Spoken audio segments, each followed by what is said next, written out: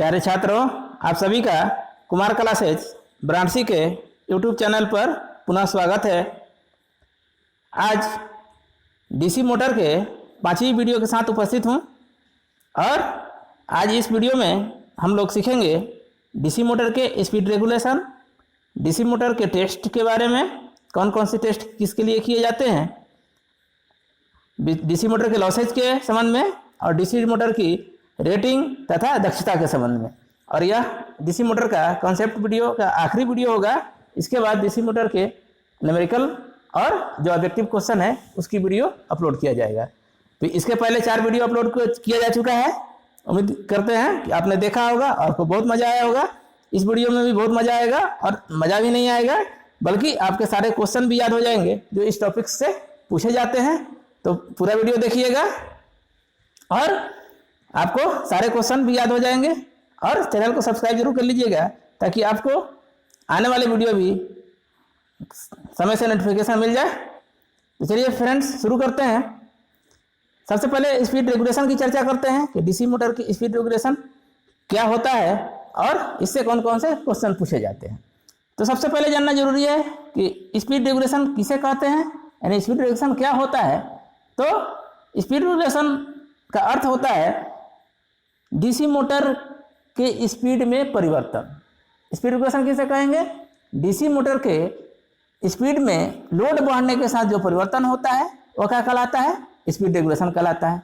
अर्थात पहला क्वेश्चन ये पूछा जाएगा आपसे कि स्पीड रेगुलेशन क्या है। स्पीड रेगुलेशन है कि भाई क्या है कि लोड बढ़ने के साथ क्या होता है, स्पीड में जो कमी आती है, कितना % कमी आती है, वहीं क्या होता है, स्पीड रेगुलेशन होता है।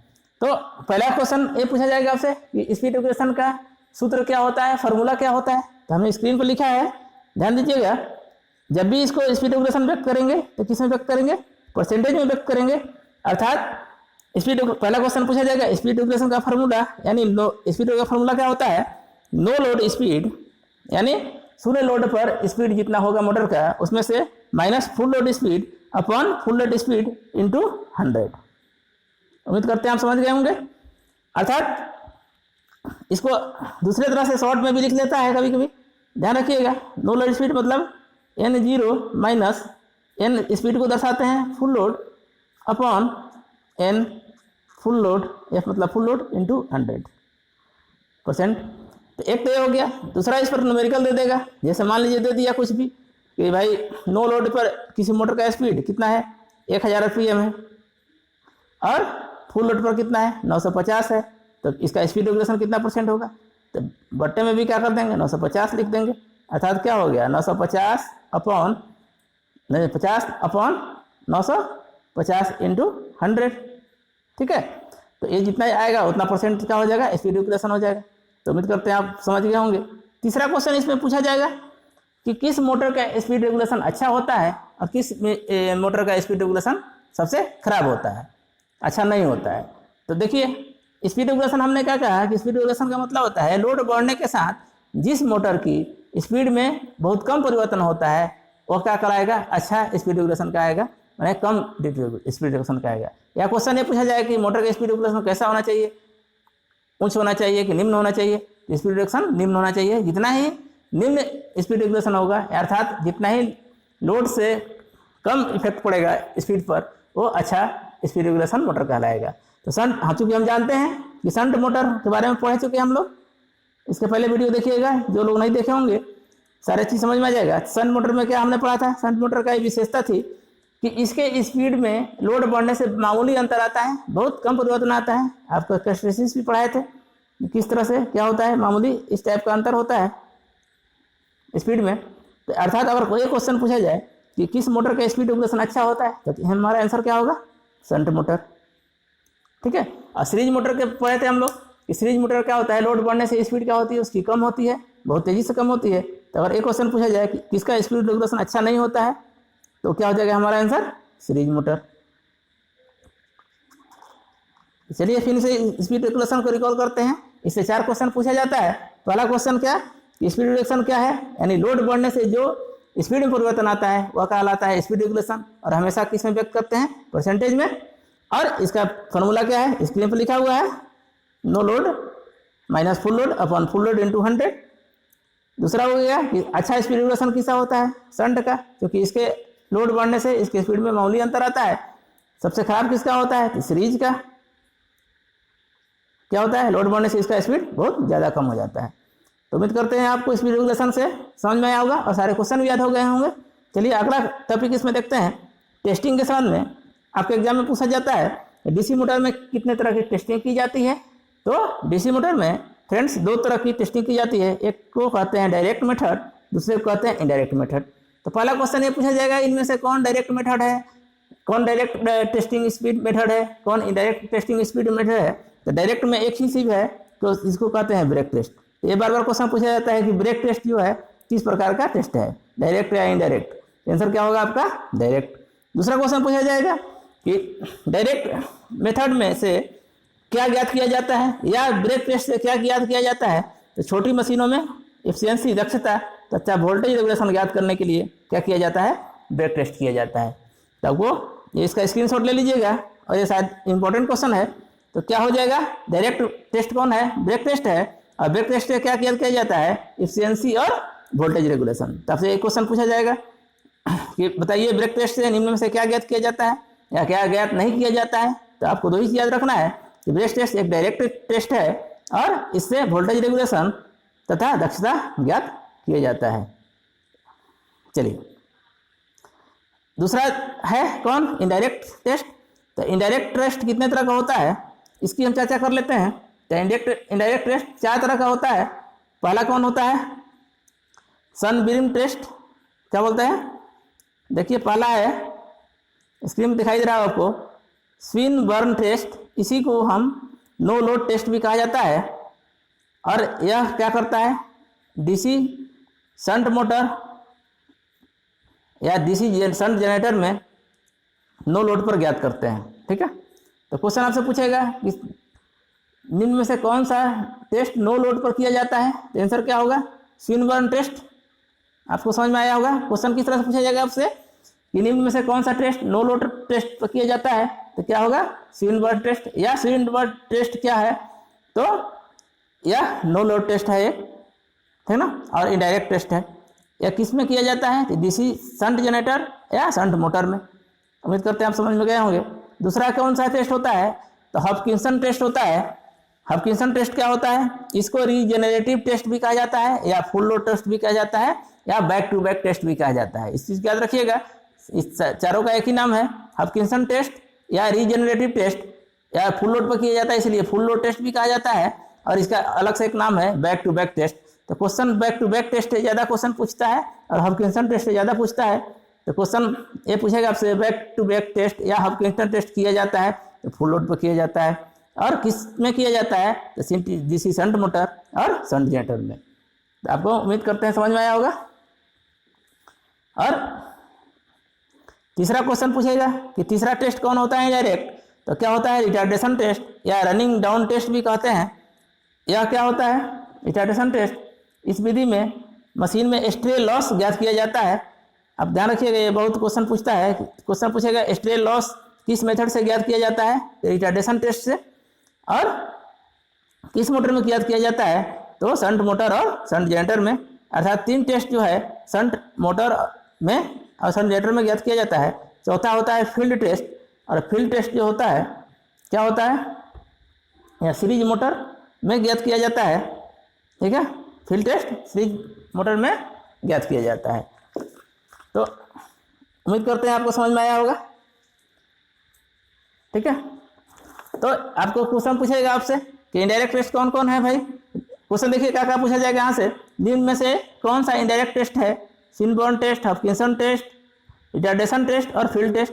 ये चारों क्या है, और इसमें एक ब्रेक टेस्ट दे देगा। तो ब्रेक टेस्ट याद रखिएगा क्या है, डायरेक्ट टेस्ट है, बाकी इनडायरेक्ट टेस्ट है। और ये 3 जो टेस्ट है, स्विन बर्न, हॉपकिंसन और रिटार्डेशन, ये तीनों शंट मोटर के लिए होता है। और शंट जनरेटर के लिए सिर्फ फील्ड टेस्ट जो होता है सीरीज मोटर के लिए होता है। इसे भी ध्यान रखिएगा, बहुत आसानी से आपको याद हो जाएगा। और बैक टू बैक टेस्ट से क्या ज्ञात करते हैं, ये ध्यान रखिएगा। ठीक है, ये क्या होता है, जिसे शंट अथवा शंट मोटर में कहते हैं, इसको क्या कहते हैं, हॉपकिंसन टेस्ट भी कहते हैं। ये भी क्वेश्चन पूछता है। रिटार्डेशन टेस्ट से स्टे लॉस ज्ञात किया जाता है, बहुत इंपॉर्टेंट है। तो उम्मीद करते हैं आपको याद होगा, स्क्रीनशॉट ले लीजिएगा, इससे आपके सारे क्वेश्चन सॉल्व हो जाएगा। एक बार दो बार पढ़ेंगे आप आसानी से याद हो जाएगा। चलिए आगे देखते हैं। अब अगला क्वेश्चन पूछता है, देखिए बहुत इंपॉर्टेंट क्वेश्चन है, यहाँ से न्यूमेरिकल भी पूछा जाता है और एक फॉर्मूला कोड पूछा जाता है कि maximum power of DC motor maximum power कब देगा, तो बैक ईएमएफ का मान कब हो, किसके बराबर हो, सप्लाई वोल्टेज के आधा हो।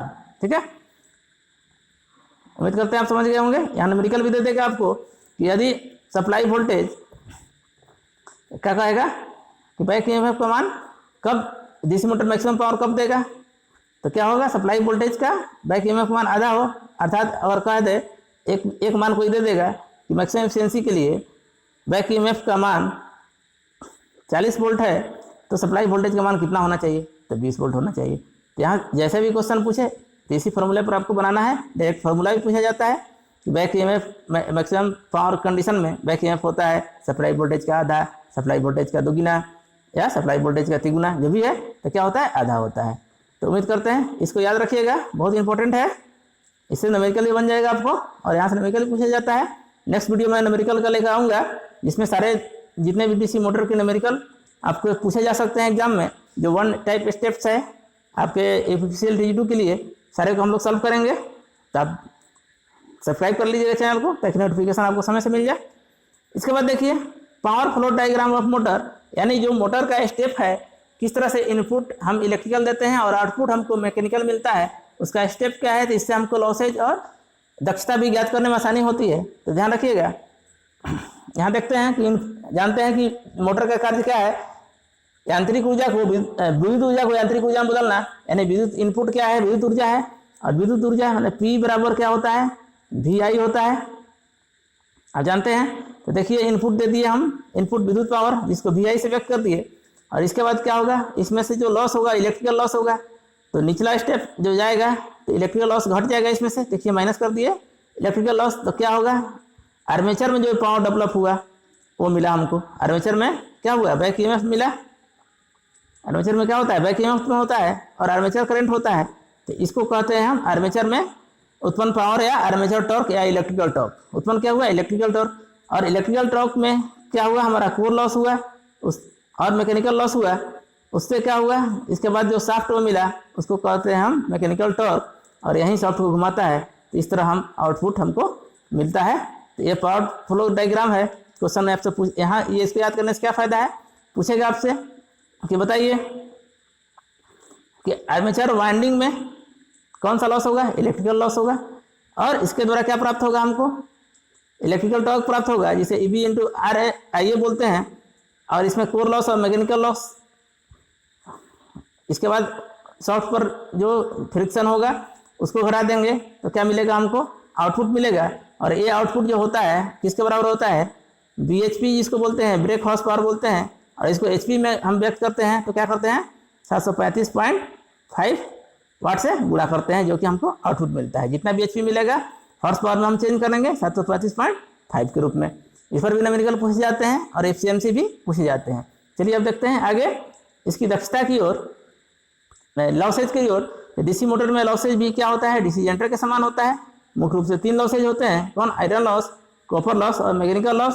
तो डीसी जनरेटर में वीडियो में अपलोड किया हूँ, सारे लॉसेज को भी वहाँ डिटेल्स रूप में पढ़ाया हूँ। एक बार पुनः देख लीजिएगा, जो वहाँ कंडीशन है यहाँ भी कंडीशन है, दोबारा बताने की कोई जरूरत नहीं है। तो आप फ्रेंड्स जरूर पढ़ लीजिए डीसी जनरेटर के लॉसेज जो हमने वीडियो में अपलोड किया है। चलिए आगे देखते हैं। अब क्वेश्चन आपसे पूछता है डीसी मोटर की रेटिंग या क्षमता किस में व्यक्त किया जाता है, या कैपेसिटी।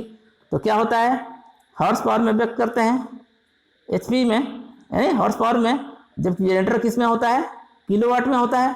तो ये चीज़ याद रखिएगा, यहाँ लोग कन्फ्यूज मत होइएगा। मोटर में क्या होगा HP, जनरेटर में किलोवाट, ट्रांसफार्मर क्या होता है KVA में, अल्टरनेटर भी क्या होता है KVA में।